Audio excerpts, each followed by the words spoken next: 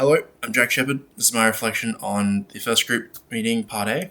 When considering what makes an excellent sonographer and what traits to select, we had some common thoughts, but inside the group there was a lot of diversity.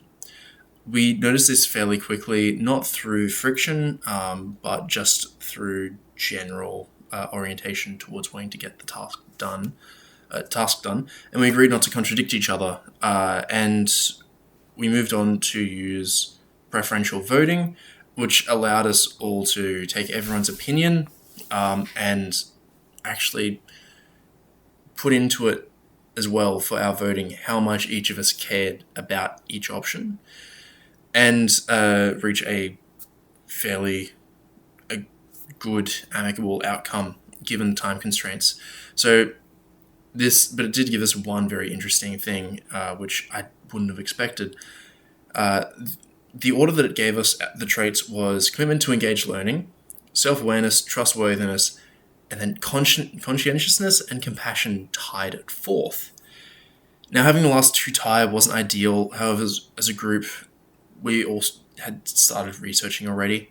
So we kept the task as the focus and we put them in alphabetical order and moved on. We didn't have an issue with anyone escalating their over-investment or over-commitment to a trait they thought was more important than anyone else's, which showed really strong professionalism, and I am very, very grateful to the group for that.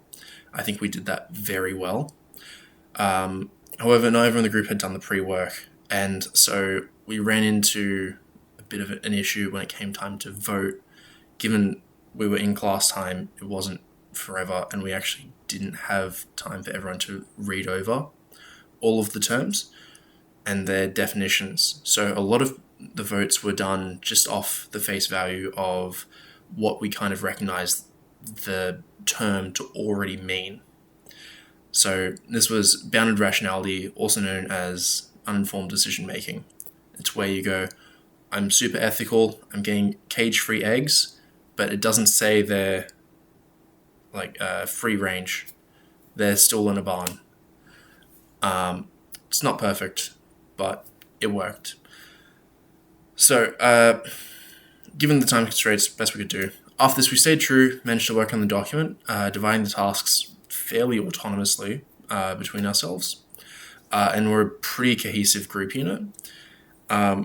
When I look back at preferential voting, now, resolving ties from the voting process, we probably should have voted just again between the two very quickly. It would have taken a short amount of time.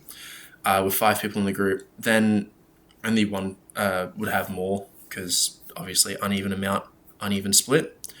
Although our heuristics at the time, or the rule of thumb to just move through, was not horrible. But we should probably vote for when it comes time for Part B. And then another issue was noted by Margarita Negri, a researcher in the UK, where she found that there's some issues with preferential voting in large groups, as it can create a multiplier effect where the lower preference of a majority can outnumber the higher preference of a minority through numbers, and this can disproportionately affect the interests of the majority, so they're overrepresented. In the upcoming Group B meeting, it's likely, despite the flaws of preferential voting when it comes time to decide group tasks, we'll use it again just because it is very efficient for deciding effectively the course of action. Although we'll probably have a discussion about all of our options before we vote, just so that we are making informed decisions and what we agree to research and put our work into. It was found by Sun and colleagues that work engagement is lower given a higher workload if you perceive yourself as less of an insider. But if you perceive yourself as more of an insider, then the workload actually affects your engagement far less. And so we want to make sure that everyone feels as included as possible inside of the group.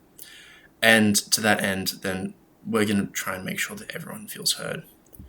Anyway, more work's done, better results, everything. That's all. I hope it's been engaging, not too boring. Thank you for listening.